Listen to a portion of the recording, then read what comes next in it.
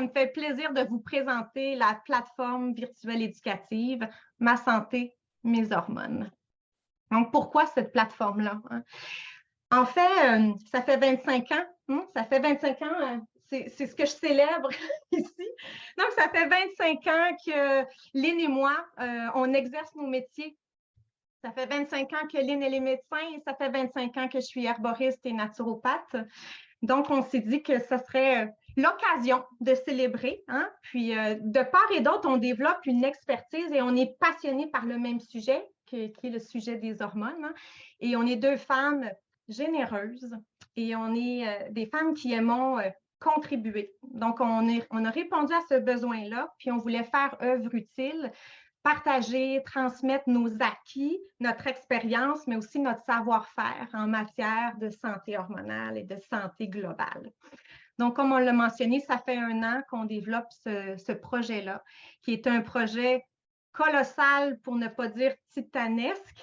C'est un projet qui est ambitieux et c'est un projet qui est innovateur aussi. Pourquoi le faire ensemble? Bien, d'abord, pourquoi pas? Pourquoi pas? Et il y a 2 phrases ici qui, à mon sens, représentent bien ce projet-là qu'on avait d'unir nos approches. Si je me permets de citer ici Gandhi qui disait « Soyez le changement que vous voulez voir dans le monde ». Mais en fait, Lynn et moi, on prend vraiment cette phrase-là au pied de la lettre parce que ça fait longtemps que Lynn et moi, on milite activement pour la mise en place d'un système de santé plus intégratif au Québec. Fait qu'on a décidé de faire une proposition aux autres. On s'est dit, regarde, ben, on a décidé en fait d'incarner ce concept-là intégratif en unissant nos disciplines respectives et de passer à l'action. Donc, c'est une première au Québec. C'est la première fois qu'une plateforme d'éducation présente un aspect médical, donc la médecine moderne, avec un aspect de naturopathie. Donc, en fait, on pense sincèrement, puis c'est pour ça que Lynn fait une approche médicale qui présente des angles différents, qui a une vision plus fonctionnelle aussi, c'est qu'on croit sincèrement qu'on peut arriver à faire beaucoup mieux ensemble et qu'on se complète très bien. Donc, on prend l'ouverture de part et d'autre. Ce n'est pas seulement aux médecins d'être ouverts aux approches complémentaires, c'est aussi aux intervenants d'approches complémentaires de laisser la place à la médecine pour être.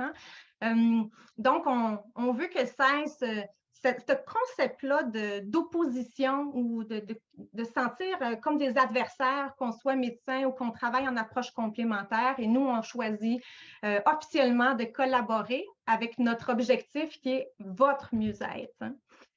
Et je cite ici un ami, Jean-Yves Dionne, notre fameux Jean-Yves Dionne national, qui a écrit dans un livre jadis « Parce que la santé n'est jamais aussi simple que la prise d'une pilule, quelle qu'elle soit. » Et c'est tout à fait juste. Et là, on parle de pilules, on peut parler de suppléments de produits naturels, ou on peut parler de pompes d'hormones aussi, okay? Dans le sens où il n'y a pas de pilule miracle, il n'y a pas de crème miracle. Donc, la santé, est-ce qu'on peut l'entrevoir d'une façon plus large? Donc, oui, en fait, il faut le faire comme ça parce que le fondement même de la santé puis des maladies, ça émerge de nos habitudes de vie. Et c'est le mode de vie qui est le déterminant le plus important de notre état de santé. Ils sont indissociables. Et c'est pour ça qu'on encourage le partenariat de la démarche médicale et de l'approche naturopathique et vice-versa. J'aimerais rajouter aussi qu'on doit retourner aux patients, aux clients. Ça part de vous, la santé. Et nous, on est là pour vous accompagner et vous guider. On est des guides, exactement. Donc, cette plateforme-là… Même des druides. Même des druides. Donc, cette plateforme-là, c'est de nous à vous. Et comme je l'ai noté, c'est à notre image.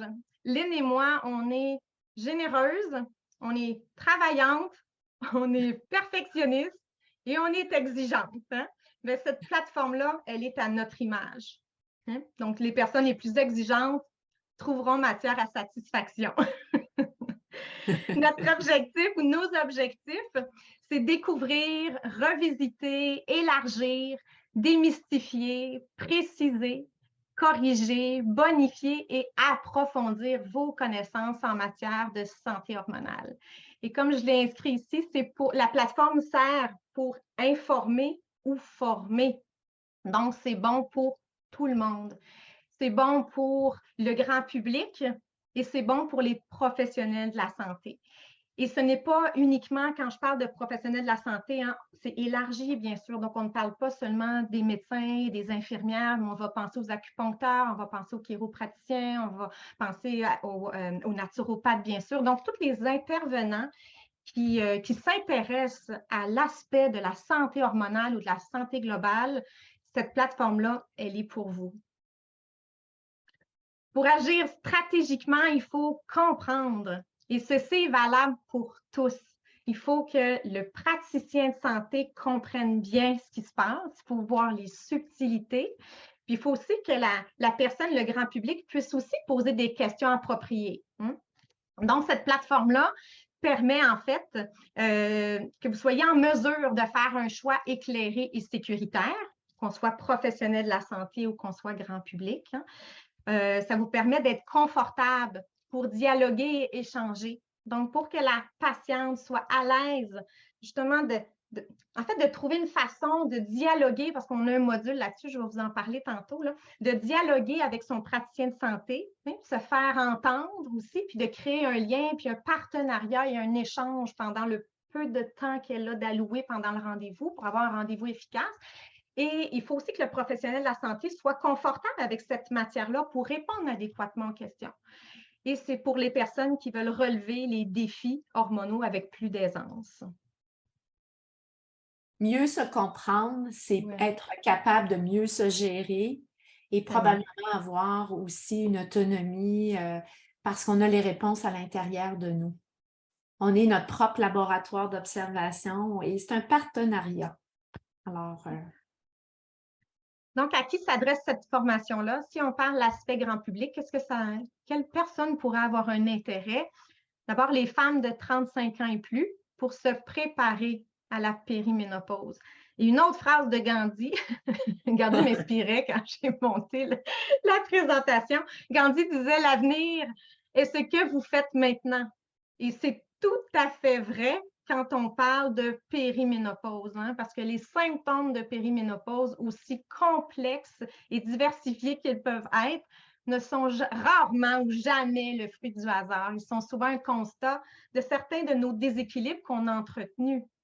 Donc, ce n'est pas parce qu'on a 35 ans, 36 ans, 37 ans et qu'on n'a pas de bouffée de chaleur, et qu'on n'a pas d'insomnie ou qu'on n'a pas une prise de poids difficile à contrôler, par exemple, que cette plateforme-là n'a pas sa place. Au contraire, soyez préparés.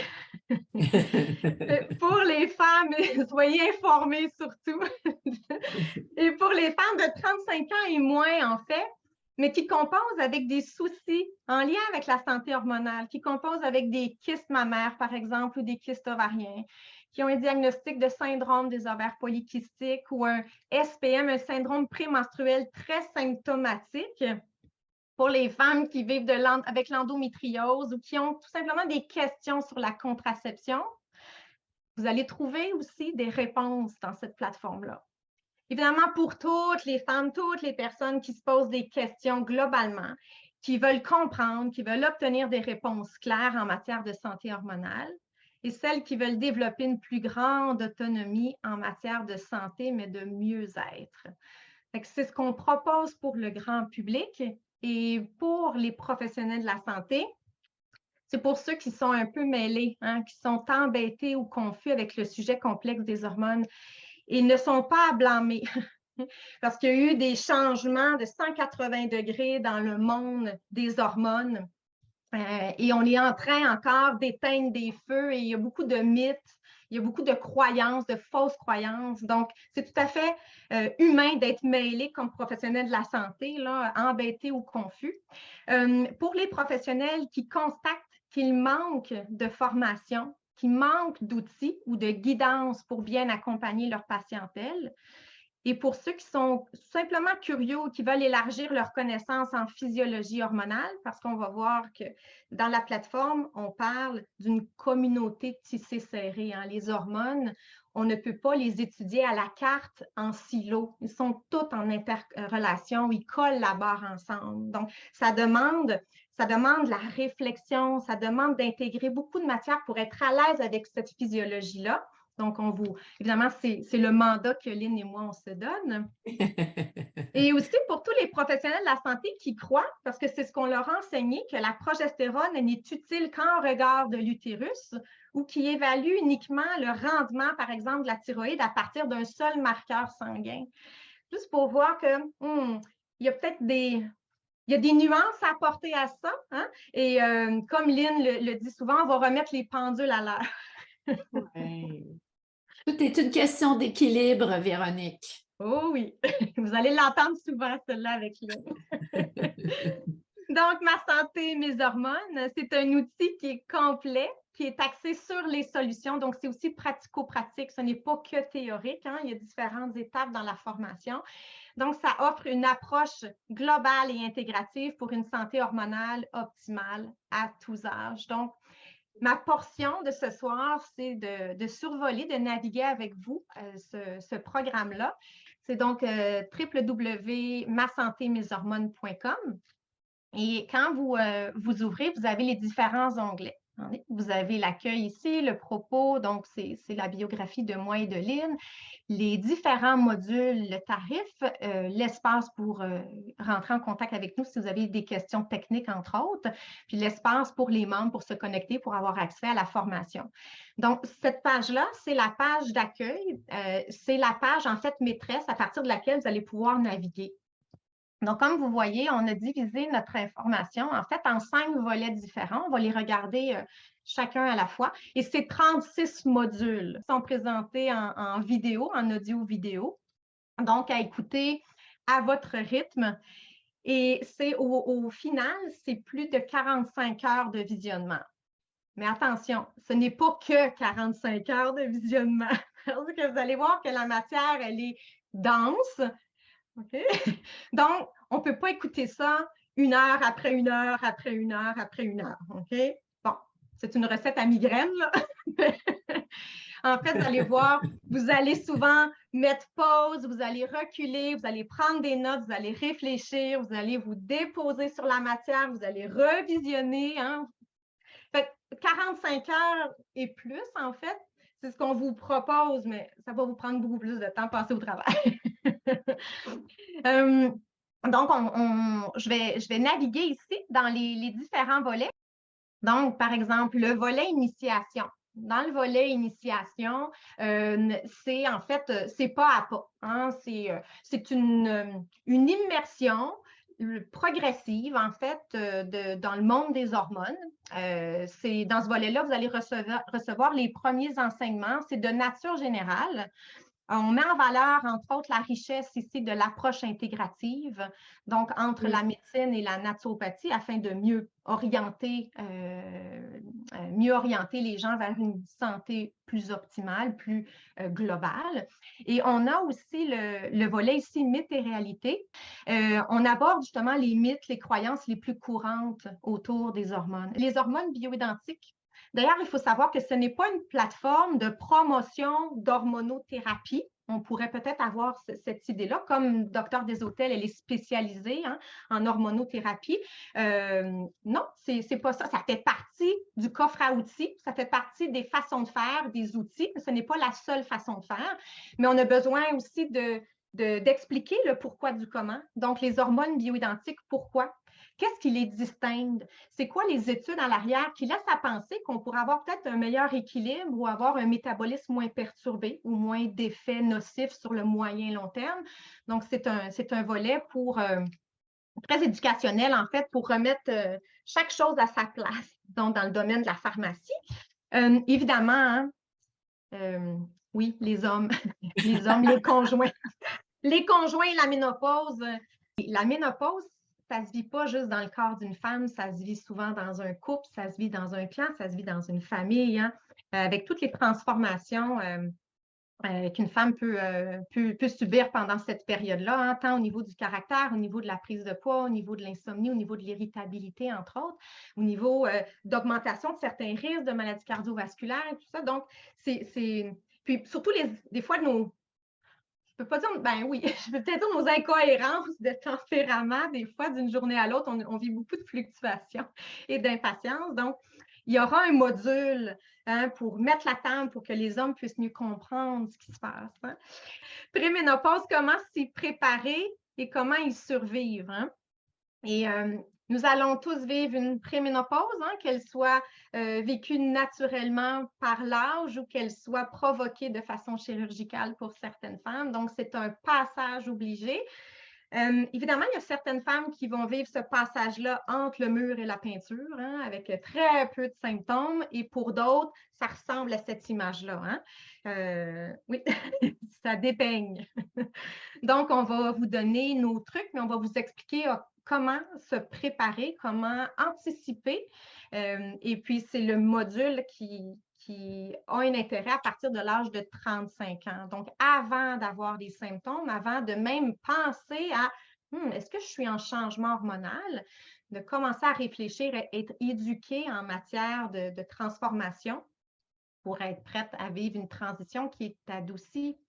Donc, ça, c'est le volet initiation. Donc, c'est une petite introduction. Ensuite, on a l'introduction à la matière vraiment hormonale. On va voir plus en détail les rôles, les fonctions, les rôles respectifs de chacune de nos hormones principales. Donc, on voit, par exemple, l'estrogène.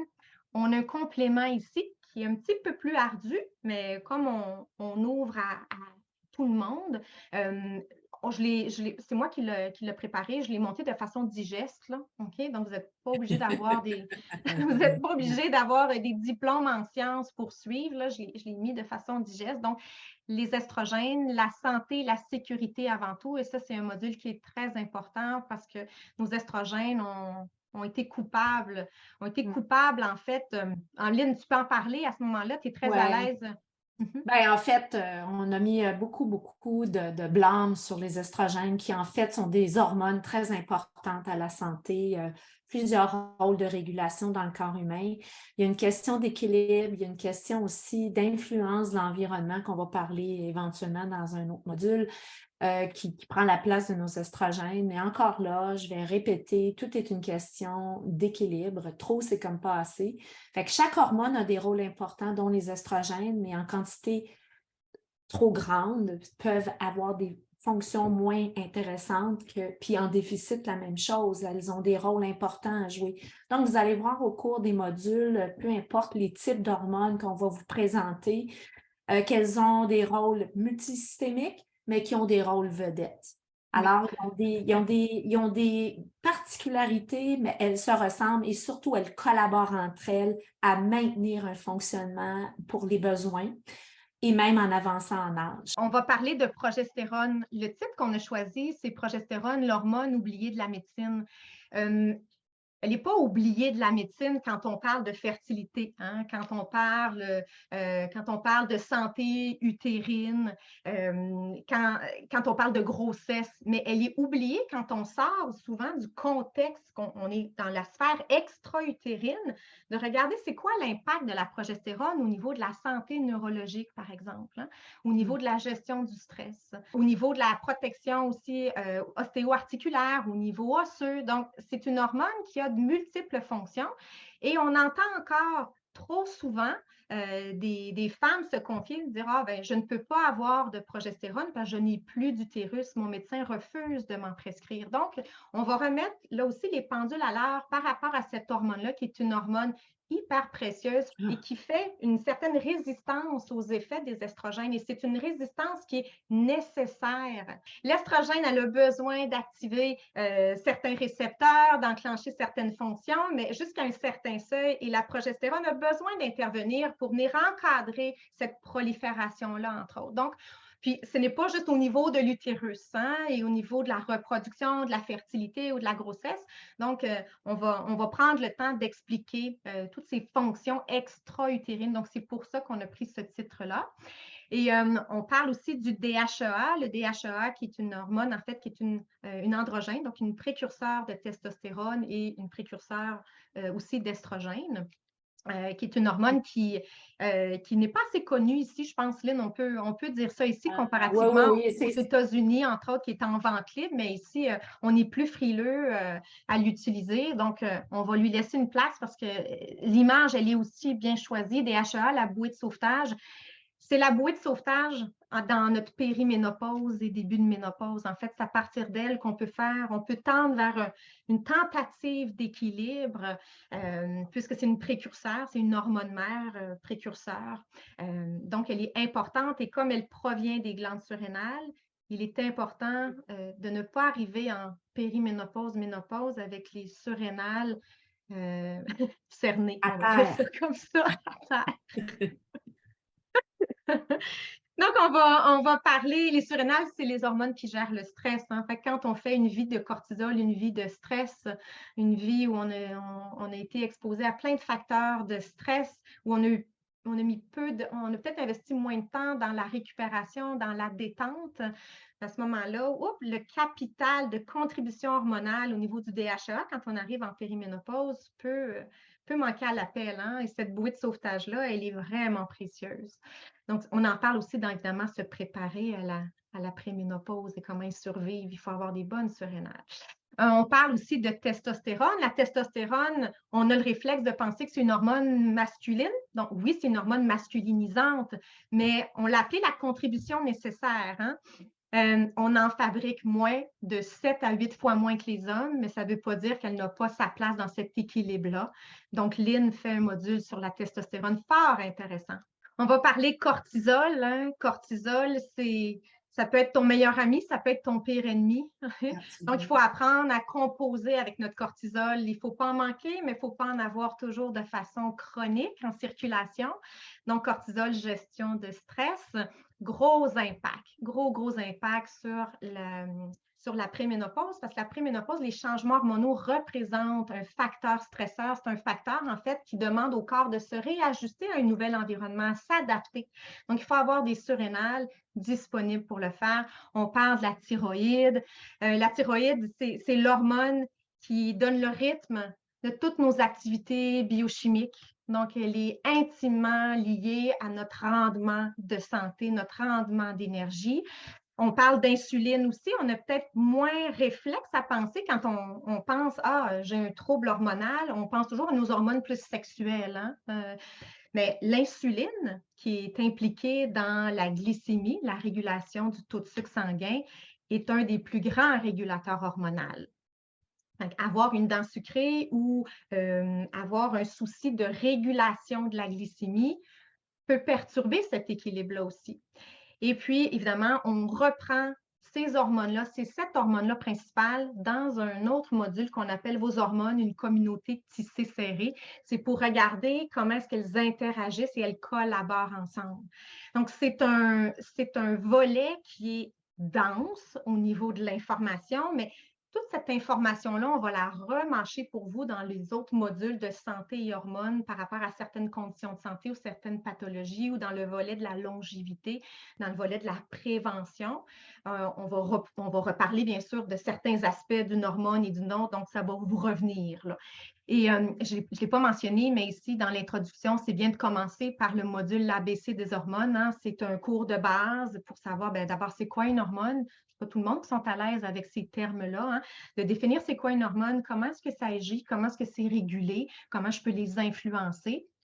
Donc, on met la table, c'est un cours d'introduction, donc ça permet aux gens d'entrer dans ce monde-là des hormones, puis se faire une idée. Puis ça permet aux professionnels de la santé aussi de reviser, hein, de revisiter de la matière de base aussi. Là. Donc, ça, c'est le volet introduction. Et on a le volet hormones et santé. La santé hormonale, l'équilibre hormonal, c'est en fait le fondement solide sur lequel on peut développer une santé de fer. Hein? Donc, une santé optimale sans santé hormonale, ça ne marche pas. Ça ne marche pas. Okay? Donc, ça nous permet, on s'est permis là, de reprendre certaines thématiques Puis, en fait, on va vous expliquer l'importance des hormones, leur rôle, mais comment agir aussi. C'est pas juste un tutoriel là, informatif, c'est aussi, on va vous donner beaucoup d'outils pour agir, parce que Lynn, dans ce grand projet-là, quand on s'est rencontrés il y a plus d'1 an, pour discuter de comment est-ce qu'on pourrait arrimer nos connaissances, mais aussi nos valeurs, puis ce qu'on voulait transmettre, Lynn, elle avait à cœur de permettre aux gens de développer une autonomie en matière de Absolument. gestion hormonale, hein, Lynn? Oui, absolument. Ouais. Ouais. C'est important parce que quand on explique, on comprend ce qui se passe, on peut observer, on s'observe, on est notre propre laboratoire, puis on a pris conscience de comment ça fonctionnait. Donc, on peut aussi développer des réflexes. On peut aussi s'observer, puis se réajuster en cours de route tout en restant dans une zone sécuritaire. Et puis d'être accompagné par moment, quand c'est le temps aussi, puis on ne sait plus trop où on s'en va, par des professionnels de la santé. Fait que moi, pour moi, l'autonomie, l'autogestion en matière de santé hormonale, c'est super important. Fait que ça sert à ça, la plateforme aussi, que ce soit pour les patientes, les clientes, tous ceux qui veulent comprendre, mais aussi les professionnels de la santé. Parce que je pense qu'il faut remettre les pendules à l'heure par rapport au fait qu'on a besoin de retourner un petit peu ces bancs d'école pour comprendre leur rôle et comment c'est important comme régulateur. On travaille en amont des maladies. Hein? C'est quand on est dans des grands déséquilibres, on tombe malade ou on a admettons comme exemple, la surrénale qui est à plat. Ben, écoutez, ça a des dégâts, ça fait des dommages. Hein? Ça ne fait pas juste le cortisol, la surrénale, plein d'autres trucs.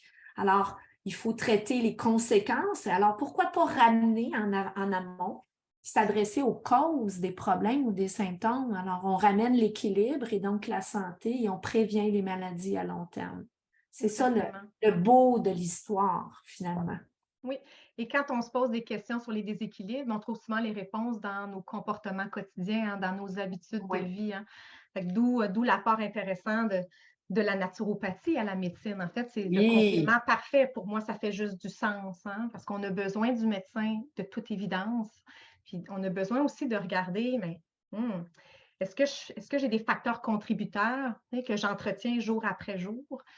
On regarde ça ensemble. Donc, vous allez avoir le meilleur des deux mondes. En fait, je pense que je peux dire ça, Lynn, que ce qu'on présente, c'est de loin la formation qu'on aurait aimé recevoir. Absolument, c'est une formation qu'on est allé chercher d'année en année, avec toutes nos années d'accompagnement, avec notre écoute aussi, nos recherches. Puis on a rapatrié tout ce beau, cette matière-là pour la transmettre, la distribuer, mais on aurait donc aimé la recevoir. C'est un bagage d'expérience. Exact. Un bagage d'expérience et l'expertise dans quelque chose vient avec l'expérience. Avec le temps. Et le temps. Et le temps. Donc, dans ce volet-là, on va parler contraception. La contraception pour votre santé, les pour, les contre. La contraception, il existe plusieurs façons de faire aussi. On va parler de santé sexuelle, de plancher pelvien. Lynn va vous donner ces petits trucs aussi, là. Fait qu'on va parler, bien sûr, de sécheresse vaginale, d'atrophie, de douleur lors des relations. On va parler de thyroïdite d'Hashimoto, qui est une condition auto-immune qui est sous-diagnostiquée au Québec. Elle n'est pas très bien investiguée. On va parler du sommeil. Est-ce que c'est compatible avec une ménopause, dormir? On a l'impression que non, des fois, mais on va vous emmener nos lumières et notre guidance là-dedans. On va avoir un module fort intéressant et fort utile sur le cancer. Est-ce que les hormones sont des facteurs de danger ou des facteurs de prévention?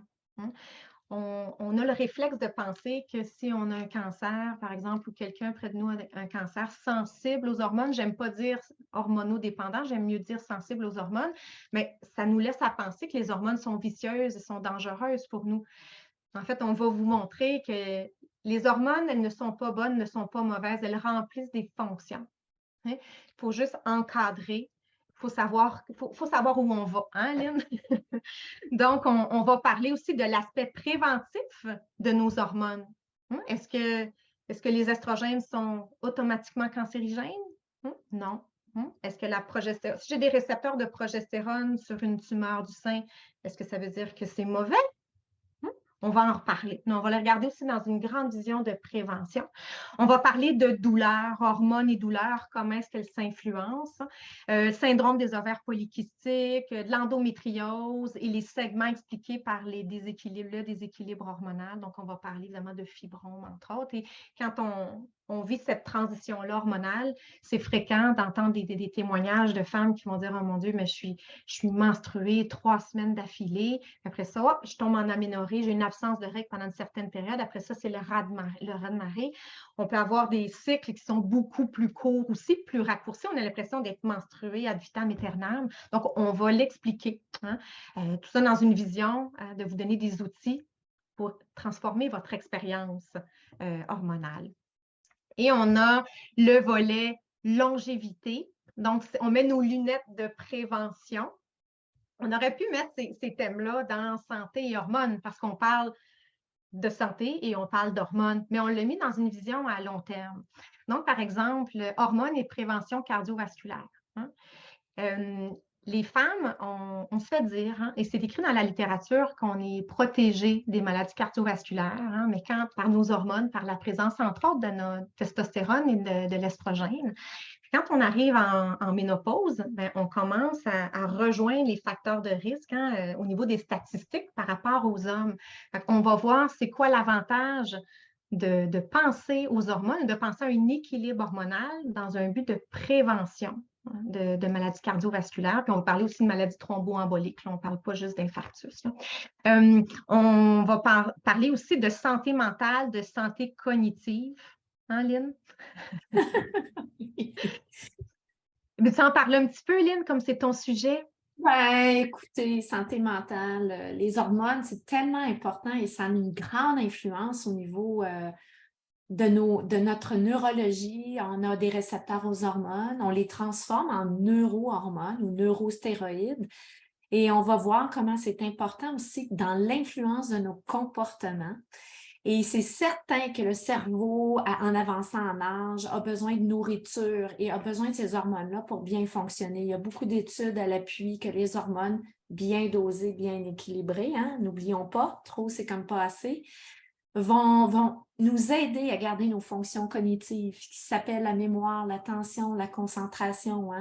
Ah, j'ai peur de devenir Alzheimer, je pense que j'ai un TDAH. Bref, on va en discuter dans ce module-là. Puis oui, c'est extraordinaire de voir et de découvrir comment les hormones ont un très important rôle à jouer dans cette situation-là ou dans cette santé-là. Et d'ailleurs, en préménopause, les femmes qui viennent me voir au bureau, une des premières raisons pour lesquelles on consulte, c'est la souffrance, c'est la santé mentale, l'anxiété, la dépression, l'émotivité, ne plus se comprendre, être confuse, ne plus se comprendre, ne plus avoir de la difficulté à s'endurer. C'est souvent le premier motif de consultation quand on commence la tempête de la préménopause et à entrer dans un déséquilibre hormonal à cause de certains facteurs qui nous amènent à perdre peut-être un peu plus la progestérone avant l'estrogène, en tout cas pas à la même vitesse.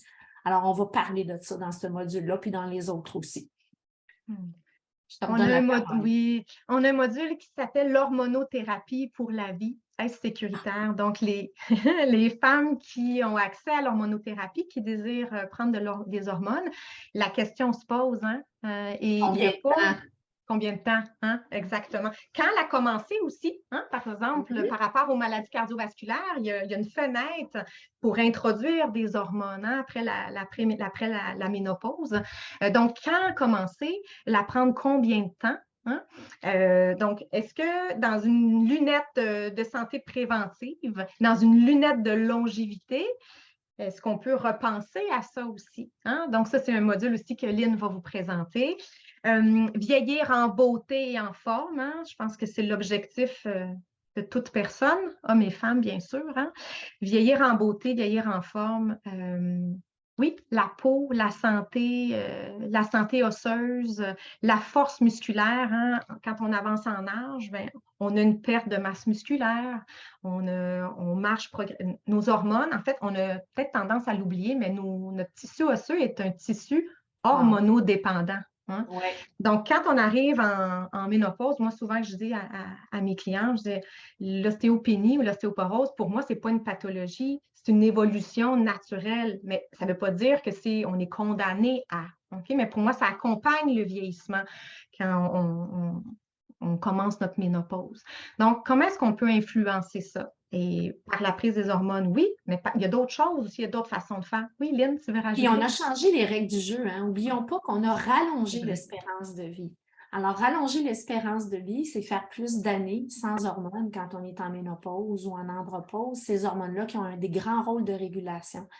Alors, il faut penser que c'est nous qui avons changé la donne, hein? Éric qui parle souvent de longévité puis d'espérance de vie. Alors, les hormones pourraient être des facteurs pour garder notre santé. Parce que c'est beau allonger l'espérance de vie, mais si on n'a plus de santé, on n'a plus le goût de faire des choses, on perd la mémoire, on a mal partout, c'est pas agréable. Alors, la notion de qualité de vie rentre en ligne de compte dans ce module-là aussi de longévité et hormones.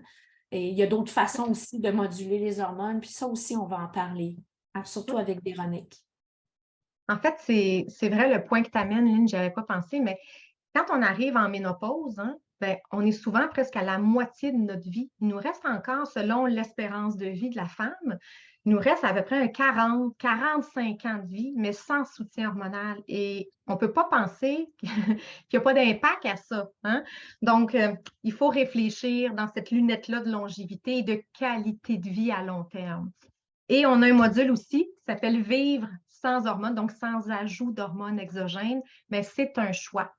Et en fait, c'est pour ça qu'on peut avoir l'impression, hein, ah, l'hormonothérapie pour la vie, Il n'y a pas les juste hormones hormones. sont importantes pour à droite et à gauche. Mais oui, mais est-ce que c'est la seule façon de faire? Non, non. Et en fait, même quand on prend des hormones, est-ce que ça règle tout? Euh, Pas toujours, non, pas toujours. Ce qu'on vit en périménopause, en ménopause, oui, il y a une partie qui est reliée, hein, à la descente de nos hormones, mais il y a un facteur aussi qui s'appelle l'habitude de vie qui influence énormément. Donc, est-ce que prendre des hormones règle mes déséquilibres de vie? Non. Non, hein.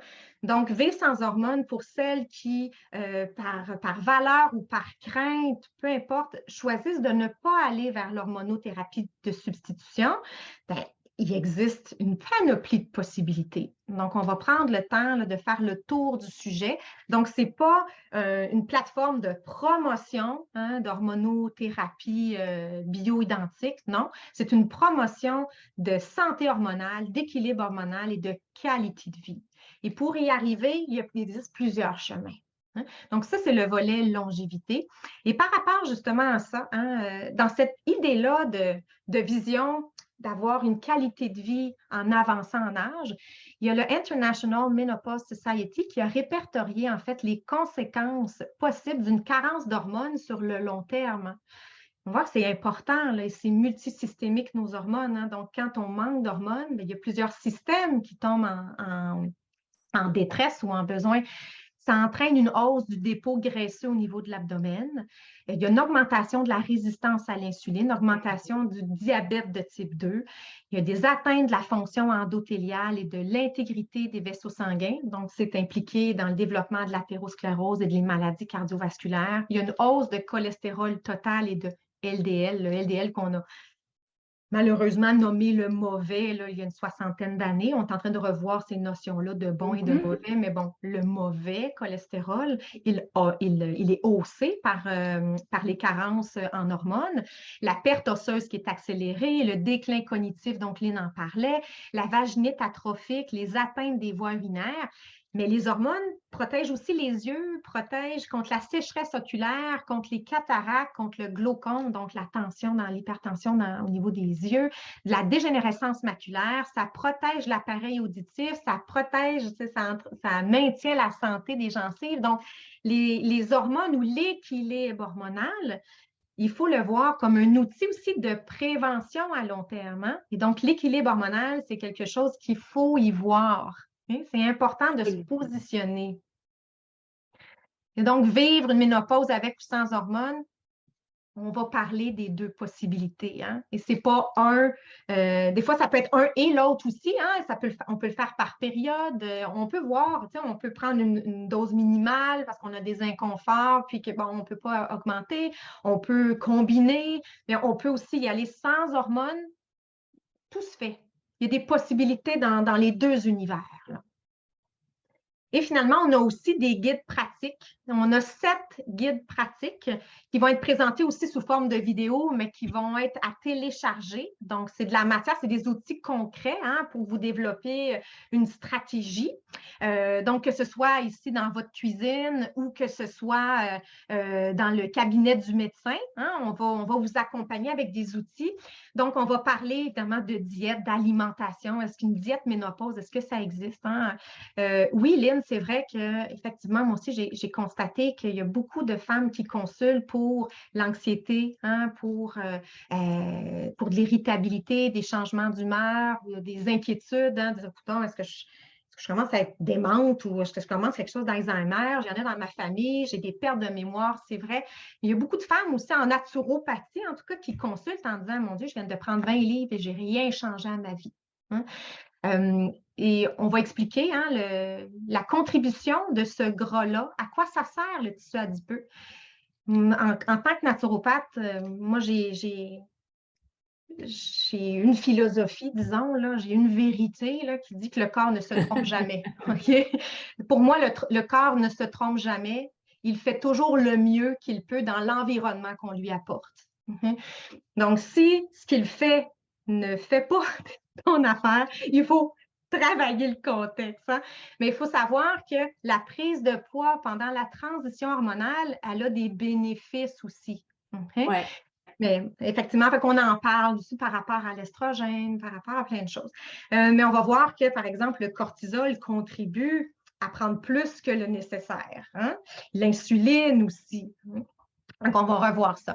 Et c'est pas parce qu'on arrive en ménopause qu'on dit ah, mais j'ai rien changé à ma vie, je mange la même affaire, je fais le même degré d'activité physique, qu'on ne peut pas s'attendre à avoir aucun changement parce que le métabolisme ralentit. On ne peut pas vivre à 20 ans de la même façon qu'à 40 ans, la même façon qu'à 70 ans, puis s'attendre à avoir un statu quo. Hein, le métabolisme change. Donc, on doit apporter certains changements. Donc, on va parler de la diète ménopause. Ben, diète ménopause, ben, c'est plus le lifestyle hein, qu'on parle. Ça, c'est important ici je l'ai appelé le bilan thyroïdien de A à Z parce que c'est facile d'avoir accès hein, à un bilan de thyroïde de base. Hein, faire vérifier la TSH, c'est selon l'algorithme des laboratoires. Si la TSH elle est belle, on ne regarde pas plus loin dans l'investigation. Mais on va voir c'est quoi la participation des autres marqueurs de la thyroïde pour mieux comprendre le contexte. Et ça, c'est très important. Évidemment, bon, comment gérer vos hormones par vous-même, c'est dans cette vision-là d'autonomie. Hein? Comment préparer son rendez-vous médical? C'est peut-être dans mes modules préférés parce que c'est un module qui est hautement utile. Dans ce module-là, on va vous donner des guides, en fait, pour être capable justement de dialoguer. Hein? On n'a pas la chance de prendre une tisane, souvent avec notre médecin, hein, sur le bord d'une piscine, puis à passer notre vie à côté. Hein? C'est pas ça. Souvent, ben, on a 10 minutes, puis dans les 10 minutes, à peu près le temps de poser 2 questions. Puis, bon, c'est le système actuel. Hein? Mais comment être prête, comment être outillée pour le 10 minutes qu'on a, être le plus efficace pour se faire entendre, puis faire un échange dans un confort, hein? De ne pas arriver avec des exigences, mais être capable de dialoguer avec ouverture. Donc, on va vous préparer à ça. C'est un crash course de préparation pour un rendez-vous. La gynécologie, hein? Gynécologie, donc une affaire environnementale. On ne peut pas passer à côté de ce module-là. Hein? On ne peut pas prétendre que notre environnement n'a pas un impact sur notre équilibre hormonal ou notre déséquilibre hormonal. Donc, on est entouré de molécules qui peuvent agir à des titres de perturbateurs endocriniens. Ça veut dire qu'elles ont une capacité de se fixer, entre autres, sur nos récepteurs et d'influencer toutes les étapes que l'hormone, par laquelle l'hormone va passer pour enclencher une réponse cellulaire. Donc, quand on a un perturbateur endocrinien, c'est un effet domino, en fait. Ce ne sont pas, dans l'environnement, ce ne sont pas des hormones, mais ce sont des molécules qui miment l'effet des hormones, mais qui perturbent. La réponse cellulaire ne sera pas optimale, bien sûr.